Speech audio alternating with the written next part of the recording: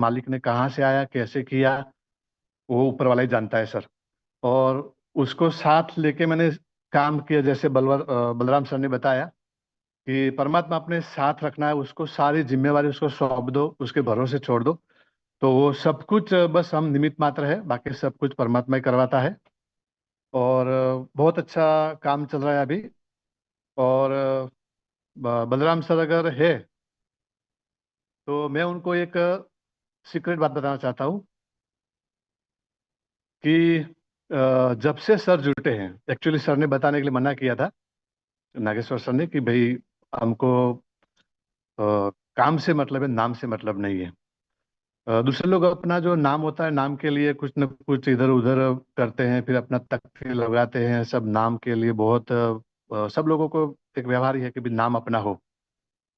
लेकिन एक सर का एक उनका निजी, उन्होंने आध्यात्मिकता, उनको पूरा ज्ञान है, तो उनकी एक मुझे बिल्कुल मना किया था कि अपने को ये चीज़ बताना नहीं है, और हमको बस काम से मतलब रखना है, बाकी नाम से कुछ नहीं रखना है। लेकिन सर, बलराम सर को मैं बताना चाहता हूँ, अभी जो लाइव थे, कृष्ण के भैया बड़ा भैया हमने भैया को कृष्णा माना है, और बलराम भैया भी एडिशनल, 3 भाई हो गए अभी। तो एक्चुअली मना किया था, लेकिन फिर भी मैं बता रहा हूँ कि सर मुझे उसमें बहुत गुप्त में इतना अच्छा सपोर्ट कर रहे हैं कि उसकी कोई सीमा नहीं है। दूसरा सर, भविष्य का प्लानिंग हम भाइयों ने मिलकर किया है, दोनों भाइयों ने, नागेश्वर सर और मैं, कि कन्या जो हमारे पास अभी 18 कन्याओं तक तो हम पहुंच गए हैं। अभी तक हमने किसी को बताया नहीं था, लेकिन आज सर ने बताया तो मैं बता रहा हूँ सबकी जानकारी के लिए। 18 कन्याओं का हमारे पास, जो बिना जिसके माँ बाप ने, ऐसी कन्या वो हमारे पास ऑलरेडी है, उनको हम स्टडी करवा रहे हैं, सब प्रकार से उनकी व्यवस्था कर रहे हैं। लेकिन हम एक बहुत बड़ा कार्य करने जा रहे हैं, मैं और हमारे भैया दोनों, कृष्णा भैया दोनों, कि एक बहुत बड़ा गुरुकुल बनाने का प्लानिंग बना रहे हैं। कन्याओं के लिए गुरुकुल बना रहे हैं। उसमें अभी हम फिलहाल 111 कन्याओं का हमारे पास थोड़ी व्यवस्था है, इसीलिए हम 111 कन्याओं का व्यवस्था हम कर पाएंगे। लेकिन भविष्य में हम थोड़ा बड़ा सोचेंगे, 1111 कन्याओं तक पहुंचने का हम कोशिश कर रहे हैं। मालिक करेगा वो भी करेगा, क्योंकि इतना सारा सब कुछ मालिक ने दिया है। सबकी दुआओं से कैंगन मिला, और कैंगन मिला तो मुझे सर मिले। तो अभी तो कुछ सोचने की बात ही नहीं है, सब कुछ ऊपर वाले की मेहरबानी से सब कुछ काम अपने पास होता रहेगा। दूसरा सर, अभी एक लक्ष्य है, अभी हम जैसे 35 से 40 लोगों को टिफिन दे, लेकिन आजू बाजू के गांव अभी ऐसे बहुत लोग हैं जो थोड़े दूर पड़ रहे हैं। मैं अभी इतना पहुंच नहीं पा रहा हूँ, क्योंकि अभी फिलहाल सबका सहयोग सपोर्ट थोड़ा कम है। और फिलहाल बहुत थोड़ा ये चल रहा है। तो आजू बाजू गांव में मैंने सर्वे किया, तो अभी काफी सारे लोग ऐसे हैं कि जिनको इस व्यवस्था की जरूरत है, टिफिन सेवा की। तो मेरा लक्ष्य है कि आजू बाजू के जो 20 गांव हैं, वहां तक पहुंच के मुझे 1111 टिफिन पहुंचाने की सेवा का मेरा एक सपना है। और वो मेरा जो भी सपना होता है, वो परमात्मा साकार करता है।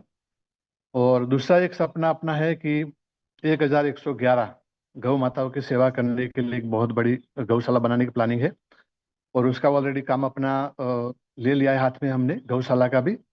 और थोड़ा कोर्ट की मैटर थी, तो उसमें भी ऊपर वाले की मेहरबानी से बहुत अच्छी विजेता हुई है। और थोड़े टाइम के अंदर वो भी हम काम हाथ में धर रहे हैं, और सर हमको बहुत अच्छा सपोर्ट कर रहे हैं। दूसरी बात, अभी मेरी जो उम्र है उस हिसाब से मैं अभी जितना मेरा समय जो है वो मैं अभी कर रहा हूँ। लेकिन भविष्य में जो मेरी संस्था अभी, जो हम गुरुकुल बनाने जा रहे हैं, जो हमारी टिफिन सेवा चल रही है, गौ माताओं की जो हम सेवा करना चाहते हैं, उसमें पूरा सर का पूरी हमने उनको, हमारी आपस में सब डिस्कस हुआ है। तो भविष्य पूरा सर के हाथ में है इसका। और मैं रहूं ना रहूं, उसके बाद इस संस्था की पूरी जिम्मेवारी नागेश्वर सर की है। और उसको पूरा अच्छे से उसको ये मैनेजमेंट करेंगे, क्योंकि मैं अपना जो संस्था है उसको एक अच्छे धार्मिक और एक सेफ व्यक्ति के हाथ में देना चाहता हूँ। मेरी उम्र अभी 52 हो गई है। तो मैं चाहता हूँ कि ये संस्था हमारी एक सेफ जोन में चली जाए, ताकि लोगों की सेवा चलती रहे, हमारा जो गुरुकुल है वो भी बेस्ट बेस्ट चलता रहे, और कन्याओं की भी सेवा होती रहे, लोग जो भूखे हैं उनको भी रोज भोजन मिलता रहे। तो हमको परमात्मा ने इतना सब कुछ दिया है, तो हमको दूसरों की सेवा करनी चाहिए। तो इस हिसाब से अभी जो भी है आगे का भविष्य है वो सर के हाथ में है। और हमने ऑलरेडी उनके साथ सारा डिस्कस करके हमारा प्रोग्राम चल ही रहा है अभी, और काफी सारा उसमें हम मिलके कर रहे हैं। बहुत और बहुत बहुत धन्यवाद सारा, सर आपको। और सर ने मुझे मतलब एक्चुअली बातों बताने बातों के लिए में मना आपने, किया था, हाँ नहीं नहीं, लेकिन मैंने तो सिर्फ इतना ही बोला जी कि सर। एग्जैक्टली आप क्या काम करते हो, लेकिन बातों बातों में आपने बड़ी बड़ी जिम्मेदारियां दे दी कंधे पे मेरे। सर मैं जी हमेशा जी मानता सर। हूँ, मेरे लोगों ने बताया है कि दान हमेशा गुप्त होना चाहिए। और इसीलिए जी मैंने सर। आपको बार बार मना किया कि ये टॉपिक पे हमको जो भी करना है, ईश्वर जो हमको सामर्थ्य देगा, जिस हिसाब से देगा, जी अपने सर। के साथ में वो सारी चीजें हम करेंगे। लेकिन अ, जी ठीक सर। है, आपकी भावना है हमारे प्रति, आपने इन चीजों को उजागर कर दिया यहाँ पे सबके सामने। बट एक ही चीज मैं बताऊंगा मेरे दोस्तों, मेरा प्रयास है, देखो मैं फिर से बता दूं, अ, कि जहां पे जरूरत है वहां पे एज अ ह्यूमन बीइंग हमें खड़ा ही होना है। क्योंकि मैं भी ऐसा मानता हूं कि शायद मेरा किसी ने उंगली पकड़ा, इस वजह से अपनी जिंदगी में मैं बड़ा कर पाया, मैं बड़ा कर पाया।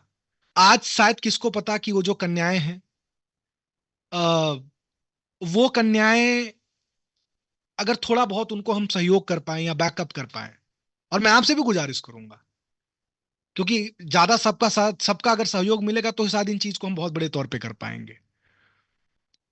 तो यही है कि इसमें हम लोग, जरूरी नहीं है कि आपको धन सेवा करनी है, आप तन सेवा करो, मन सेवा करो, जिस तरीके की सेवा। और एक मिनट, मैं यहाँ पे बाबू सिंह साहब का प्रमोशन करने के लिए यहाँ पे नहीं बुलाया हूँ, एक बात और मैं क्लियर कर दूं, क्योंकि मैं खुद कम से कम कुछ नहीं तो 50 संस्थाओं से कनेक्टेड हूँ, या किसी संस्था का मैं यहाँ पे प्रमोशन करने आया हूँ। मैं तो सिर्फ ये बताने आया हूं कि अगर एक व्यक्ति अपना पूरा जीवन